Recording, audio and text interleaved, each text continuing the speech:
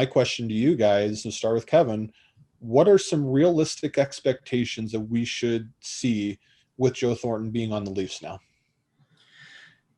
All the projections and we're working together on a bit of a roundtable on what we see as our lineup. And I've got Joe Thornton penciled in as a third line center. And I think he might even be getting some power play time in there as well. The guy is a force in front of the net. Everyone's looking, of course, the stats are down. Of course they're down. This guy he's old, right? But he's over in Europe playing right now. How many of these young guys are sitting at home playing their video games, and you got the old guys still playing hockey, waiting for the season to start? He's going to come in and look great. Of course, it's not going to be his awesome seasons from 15 years ago, but he is going to show this team in the locker room what they need to do, and he's going to bring it on the ice, I think, every night.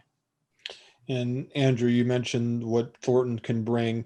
What do you feel like he can actually bring? Like, where would he slot into your lineup?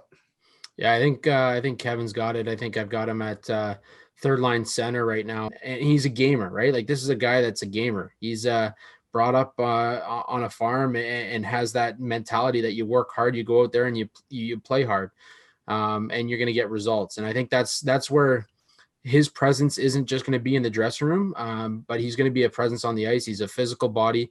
He's a guy that you can certainly slot right in front of the net on the power play. And he's going to be that big body that creates havoc, whether it be in his zone or in the offensive end as well. And Peter, I think the interesting thing when I saw this was he hasn't won a cup yet. He's in his 40s, and he ended up choosing Toronto. So I think that could be a sign that he believes in what's going on there. I mean, he essentially could have picked anywhere he wanted, especially if he was going after a cup. So what does that say about the Leafs that he chose them? And then what do you expect? We call him our top prospect overseas right now, considering, he's playing in Switzerland. This is a veteran guy who still believes in the fact that, with the skill that they have, with the improvements that they made on defense, this team is compatible. I mean, on paper, it looks like that. It's just more so seeing that transition to the ice and whether or not that the play, follows suit with that.